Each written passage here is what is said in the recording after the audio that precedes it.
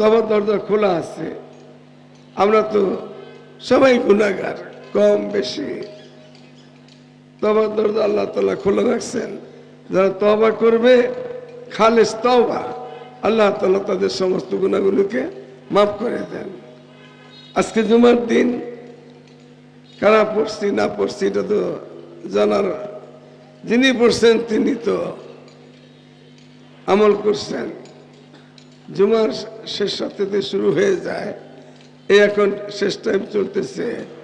সূরা কাহফ তেলাওয়াত করলে আল্লাহ তাআলা তার জন্য এক সপ্তাহ আগামী জুমা পর্যন্ত একটা নূর, তার সাথে তার হেফাজতের জন্য, তার ভালাইয়ের জন্য, দিন দুনিয়ার তার সর্ববিষয় ভালাইয়ের জন্য একটা নূর আল্লাহ তাআলা লাগিয়ে রাখেন।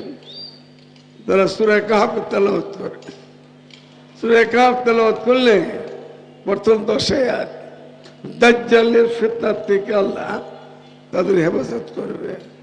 সূরা কাহফের শেষ 3 আয়াত তেলাওয়াত করলে শেষ রাত্রে যখন মনে চাবে সে ঘুমেতে উঠতে পারবে, ওইটা নফল নামাজ পড়তে পারবে, তাহাজ্জুদ পড়তে পারবে।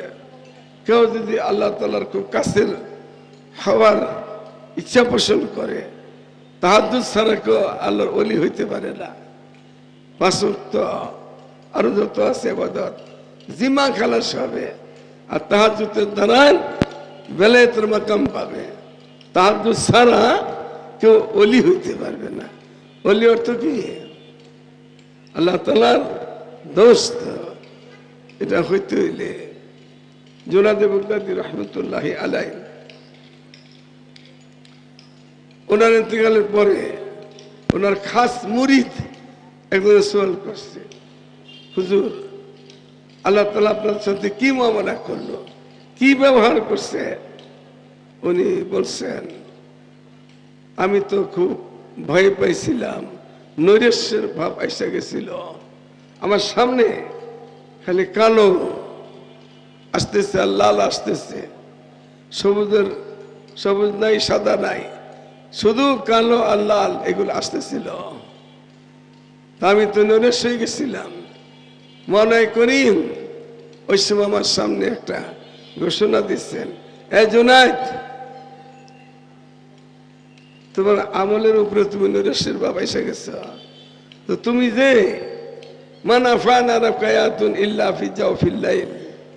জফেলাইলের সময়, খালি রাত্রে যখন মানুষ ঘুমিয়ে পড়ে, ওই সময় কিছু মানুষ আছে তারা আল্লাহর দরবারে হাত উঠায়, রুকু সিজদা কইরা, তেলাওয়াত কইরা, জিকির কইরা। এই সুবাদে তুমি যে রাত্রে শেষ রাত্রে কিছু নফল নামাজ পড়তা, ওই খাতিরে আমি তোমার সব মাফ করে দিয়েছি। জুনায়েদ বাগদাদী রহমতুল্লাহ আলাইহির সাথে মুআমালা, নফল নামাজ, নফল রোজা আল্লাহ যেন তৌফিক দেয়, বেশি বেশি করা, বেশি করতে থাকা, আর বেশি বেশি দরুদ শরীফ পড়তে থাকা। দরুদ শরীফ হলো আতরের মতো জিনিস, অতএব ইস্তেগফার সাবানের মতো জিনিস।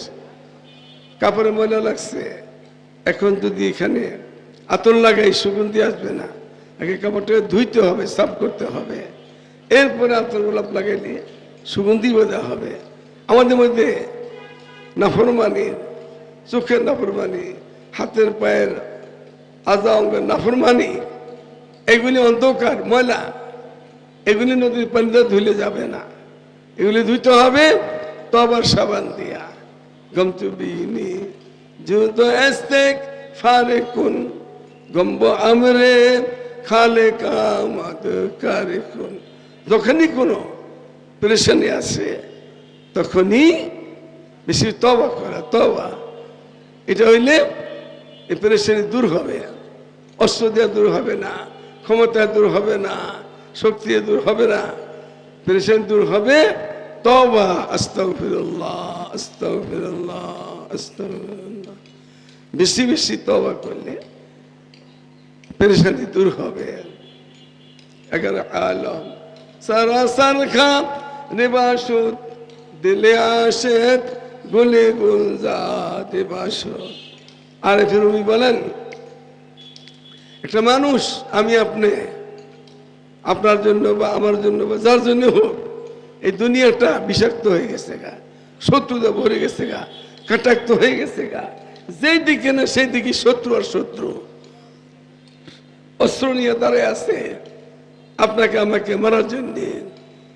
ভয়ঙ্কর সাপ বিচ্ছু খাওয়ার জন্য তাকায় রয়েছে। মুসিবতই মুসিবত,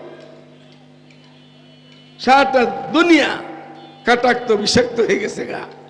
এমন সময় যদি আল্লাহর কোন বান্দার ওই আল্লাহর দিকে রুজুইল আল্লাহ, আল্লাহর দিকে দিলমন হয়ে যায়, তার এরপরে বলেন ওই বিষাক্ত দুনিয়া, ওই কাটাক্ত দুনিয়া, ওই শত্রুময় দুনিয়া তার জন্য ফুলের বাগান হয়ে যাবে। আল্লাহ তাআলা আমাদেরকে ইয়াজিমুসান মাহফিল, বহু ওলামায়ে কেরাম দেশের বিদেশের আসতেছেন। আল্লাহ তাআলা যেন শ্রেষ্ঠ সময় পর্যন্ত আপনাদেরকে উলামাদের দিনী কথাগুলো শোনার তৌফিক দান করেন। আমার